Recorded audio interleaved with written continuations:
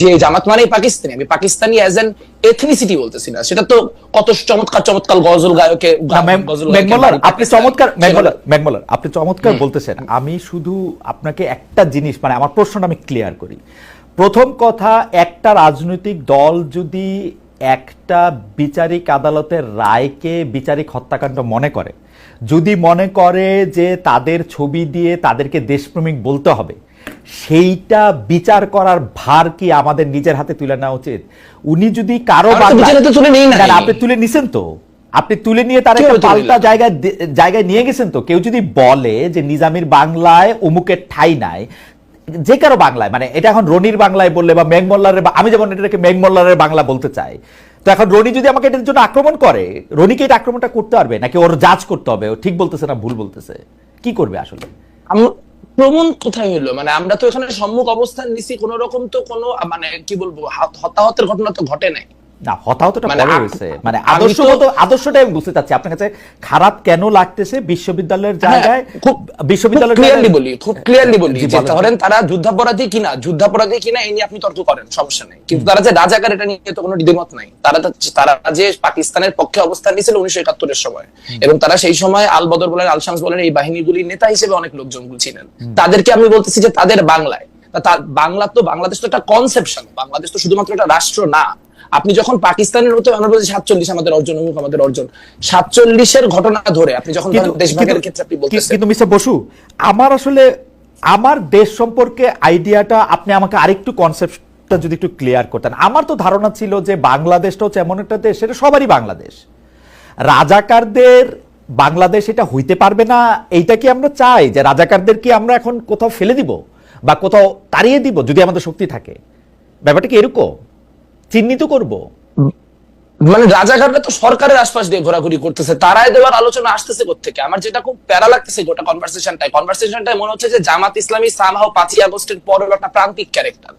মানে আপনি, আমাদের প্রক্টর বলছে তিনি নাকি পারমিট উইথড্র করছেন, তারপরে প্রোগ্রাম 3 দিন চলছে, তাহলে ডিফ্যাক্টো প্রক্টর তো আসলে এস এম ফরহাদ এখন ঢাকা বিশ্ববিদ্যালয়ে।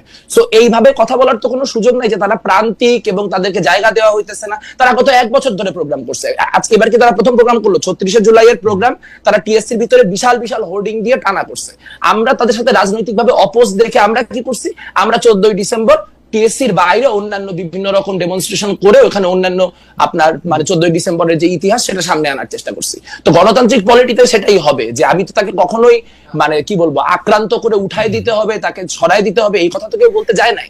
কিন্তু আপনি দেখেন যে আমি মানে একদম চিহ্নিত পাকিস্তানপন্থী নেতাদের ছবি 36শে জুলাইয়ের প্রোগ্রামে আপনার ওখানে বসায় দিলাম, এবং বসায় দেওয়ার পর যে রিপারকাশন আসলো, সেই রিপারকাশন কিন্তু গোটা পলিটিটা থেকেই আসলো। কিন্তু সেটা পার্টিকুলারলি যেহেতু আমরা ওখানে ভ্যানগার্ড অবস্থায়, না বসু, আমি বলি আমার কিন্তু অন্য পলিটিক্যাল পার্টিগুলি কি বলছে না বলছে, আমি শুধু আপনার ধ্যানটাই আমি আসলে বুঝতে চাই যে আপনি যে তাহলে বলি আপনার কেন আপনি কেন মানসিক বা শারীরিকভাবে আহত হচ্ছেন ওদের ছবি এখানে টানানো দেখে? মানে মানে মানে আপনি আহত হন না? আমি রাজাকারের ছবি দেখে না, আমার আহত লাগে না, কারণ আমি তো আর ওদেরকে, আমি তো বাংলাদেশটা সব মানুষের বাংলাদেশ জানতে মনে করি আর কি। খালেদ ভাই, এখানে তো নাগরিক অধিকারের প্রশ্ন তোলার কথা আসতেছে কোত্থেকে? যাদের ছবি দেওয়া হচ্ছে তারা সবাই মৃত, কাজে এখানে তাদেরকে বাংলাদেশে থাকতে দিব না পাকিস্তানে পাঠিয়ে দিব, that is not the discussion we are having. আলোচনাটা হচ্ছে যে তাদেরকে আমি হিরো হিসেবে সেলিব্রেট করব কিনা। তারা বলতেছে যে তারা ভিকটিম হিসেবে রাখা হয়েছে, কিন্তু তার পর মুহূর্তে তারা যখন স্লোগান দিচ্ছে তখন তারা তাদেরকে হিরো হিসেবে সেলিব্রেট করতেছে।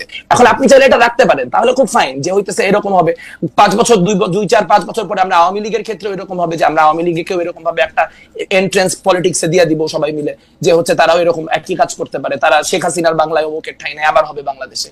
কিন্তু তাহলে গণহত্যা কোয়েশ্চেনটা আসলে আমাদের কাছে সিরিয়াস না, আমাদের কাছে এটা সিরিয়াস এনাফ না যেটাকে আমরা লেফট ভার্সেস রাইট বা এই লেন্সে আমাদেরকে দেখতে হচ্ছে। কোয়েশ্চেন এটা না যে ওখানে বামপন্থীরা এরকম অবস্থান নিল কেন, কোয়েশ্চেন হচ্ছে এইটা যে আরো সবাই মিলে নিতে পারলো না কেন।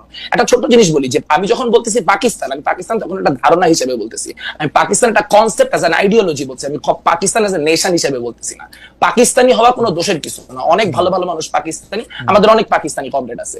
আমরা যখন বলতেছি মানে আপনার গোলাম আজম পাকিস্তানি, তার মানে গোলাম আজম তো 1972-এর পরে পাকিস্তানের সিটিজেনও ছিলেন, পুরো পাকিস্তান পুনরুদ্ধার কমিটির কাজকর্ম তারা করেছেন। সেই জায়গা থেকে আমার মনে হয় মেঘমুল্লাহ, আমরা একটু সময় নেই, মানে আপনার হয়তো আমি আর আপনি কোন একটা জায়গায় কানেকশনে একটা অসুবিধা হইতেছে কিনা।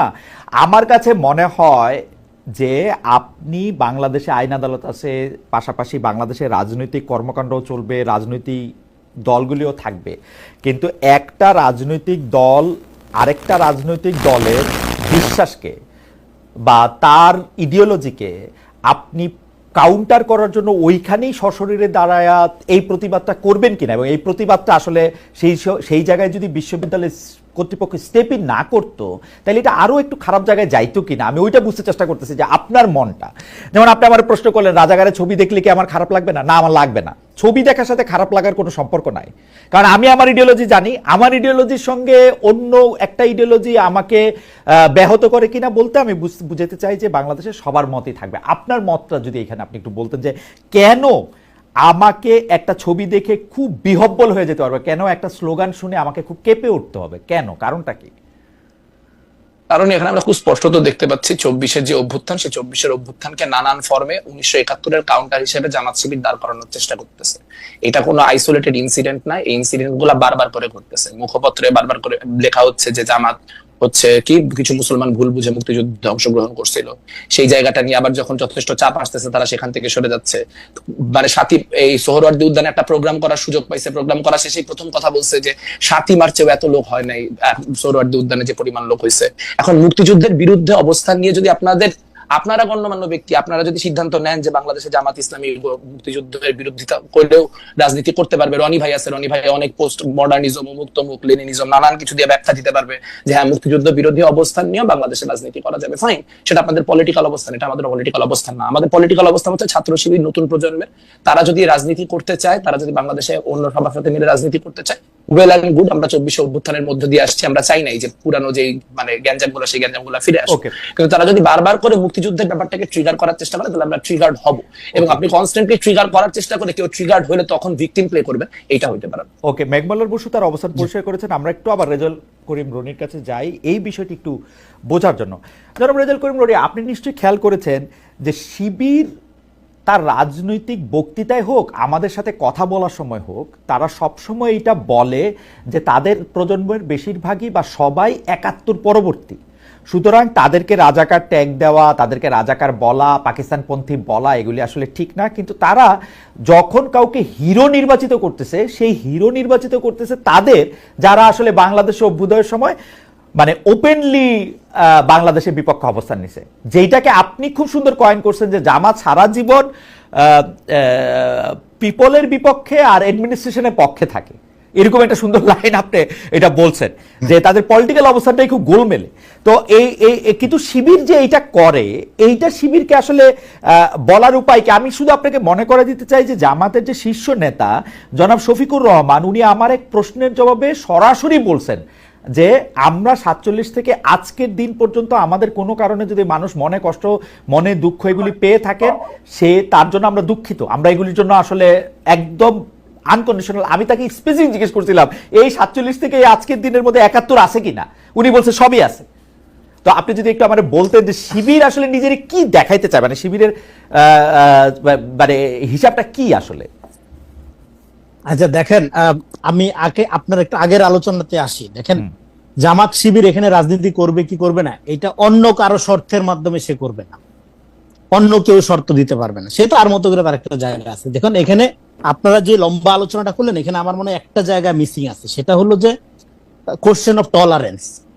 আপনি এটাই বুঝাইতে চাচ্ছিলেন আমার মনে হয়, যদি আপনার আলোচনাটা আমি বুঝে থাকি, যে ধরেন জামাত শিবির একটা ইতিহাসের রং সাইডে রাজনীতি করে, in the wrong side of হিস্ট্রিতে দাঁড়ায় রাজনীতি করে ধরেন, এবং এই ব্যাপারে সে তার কোনো স্পষ্ট পজিশন নাই, সে ক্লিয়ার করে না। আমি পুরা ডিসকোর্সটাই বলতেছি, ধরেন জামাত শিবির দুইটা মিলে, দুটাকে আলাদা না করে যদি বলি, তো হোয়াটস রং উইথ দ্যাট? এটা সে করতে পারবে না? এটা সে ডেফিনেটলি করতে পারবে, এবং এর জাজমেন্ট পিপল দিবে। পিপল এটা গ্রহণ করবে কি করবে না, এই দায় পিপলের উপর ছেড়ে দেবে। কিন্তু আপনি যেটা করছেন, আপনি টলারেন্সের কোনো কালচার চর্চা করছেন না। আমি বলি যে বাংলাদেশে টলারেন্সের কালচারটা নষ্ট করছে কিভাবে? নষ্ট করছে এরকম ফ্যানাটিক ইডিওসেন্ট্রিক লোকগুলো। কিভাবে তারা নষ্ট করছে? দেখেন, একটা সমাজে টলারেন্সি ফার্স্ট দেন ডেমোক্রেসি। আমাদের সমাজে ডেমোক্রেসি কেন আসে নাই? কারণ আমরা জাজমেন্ট করি একটা লোককে আমার ইডিওলজির সাপেক্ষে। দেখেন ইতিহাসে এক সময় যে বিষয়গুলো পূজনীয় ছিল, মুক্তির প্রতীক ছিল, এবং মুক্তির আকাঙ্ক্ষার ভেতর থেকে যে সমস্ত স্লোগান উচ্চারিত হয়েছিল পরবর্তী সময়ে সেগুলো নির্যাতনের হাতিয়ার হয়ে উঠতে পারে, যেমন ৭১-এর চেতনা।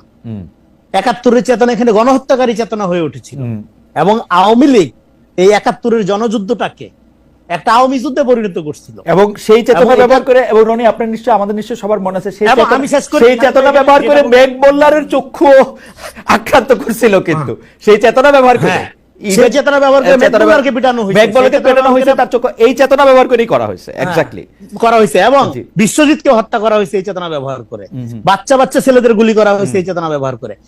একটা ছাত্রলীগের ছেলে যখন একটা কিশোরকে কোপাচ্ছে, একটা মানুষ তো মানুষকে কোপাইতে পারে না, সে কোপাচ্ছে রাজাকার মনে করে, যে সে একটা 13 বছরের বাচ্চাকে রাজাকার মনে করে কোপাচ্ছে। এই যে যখন আপনি ইডিওলজিক্যাল ডক্ট্রিনের মধ্যে ঢুকে একটা মানুষকে ডিহিউম্যান করে ফেলবেন, করে তাকে আপনি হত্যাযোগ্য করে তুলবেন, ইট বিকাম ফ্যাসিজম। আচ্ছা, এইটাই ফ্যাসিস্টিক আইডিয়া। আপনার বাক্যটা শেষ হইলে আমি আরেকটা বাক্য, আমি একটা ছোট্ট প্রশ্ন আপনাকে করতে চাই। শেষ করতে দেন। আচ্ছা, আপনি শেষ করে দিলে আমারে বলেন, শেষ করে দিলে আপনি বলেন। হ্যাঁ, আমার একটা প্রশ্ন করার আছে। তো ফলে এইখানে আমাদের এই যে ইডিওলগ যেটা করলো, হ্যাঁ, এবং এই মুক্তিযুদ্ধের বয়ানটাকে কারা নির্মাণ করছে? কলকাতাপন্থী বুদ্ধিজীবীরা নির্মাণ করছে, যাদের সাথে রণাঙ্গনের মুক্তিযুদ্ধের কোনো সম্পর্ক নেই, বড় অর্থেই নাই, তারা এটাকে গড়ে তুলছে। ফলে এখানে মুক্তিযুদ্ধের আওয়ামী ন্যারেশনটা যেরকম আমাদের জাতীয় ইতিহাস নির্মাণের ক্ষেত্রে আমাদের বাধাপ্রাপ্ত করছে, এট দ্য সেম টাইম জামাতের জন্য ৭১ একটা বারমুডা ট্রায়াঙ্গেলের মতো। এইটা আপনি ঘুরা ফিরা যখনই এটার উপর দেশে যেতে ফল করে, হ্যাঁ, এটা ওই যে আপনার বারমুডা ট্রায়াঙ্গেল একটা ব্যাপার আছে না, প্লেটের উপর গেলে এটা নাকি আপনি শেষ করলে একটা, ফলে এখন প্রবলেমটা যেটা হলো, হ্যাঁ, যেটা বলতেছিলাম, ফলে আপনি দেখেন যে রাজাকার একটা ঘৃণিত শব্দ ৭১ সালে, ২৪-এ কিন্তু আমি কে তুমি কে রাজাকার, এইটাই মুক্তির স্লোগান হয়ে উঠলো। ফলে আপনি যদি রাজাকার একটা চিরকালের ঘৃণিত শব্দ, জামাতের একটা পজিশন, এটা চিরকালের রং পজিশন, এই জায়গায় যদি ধৈর্য থাকেন, তাহলে প্রবলেমটা যেটা হবে, আপনি ইতিহাসের নামে একটা ইতিহাস বিবর্জিত পজিশন নিলেন। ওকে রনি, যে রাজাকার আমি প্রশ্নটা করি, অপরাধী, কিন্তু সেই রাজাকার স্লোগান দিয়েই ২৪-এ যে মুক্তি ঘটাইতে হলো, আমার মনে রনি, আপনি আমাকে একটু প্রশ্নটা করার সুযোগ দেন। আপনি টলারেন্সের কথা আমি শেষ করি, নইলে এখানে ভুল বুঝবে। আচ্ছা, শেষ করেন। ফলে যেই চিন্তাটা, যেই বাক্যটা ৭১ সালে এত ঘৃণিত ছিল, পরবর্তী সময়ে এবং যে মুক্তিযুদ্ধের চেতনা, ডেফিনেটলি এটা একটা ইমোশনের ব্যাপার ছিল। ৭১ থেকে যারা যুদ্ধ করে ফেরত আসা নতুন দেশ গঠন করতে চাচ্ছে, পরবর্তী সময়ে সেটা গণহত্যার হাতিয়ার হয়ে উঠলো।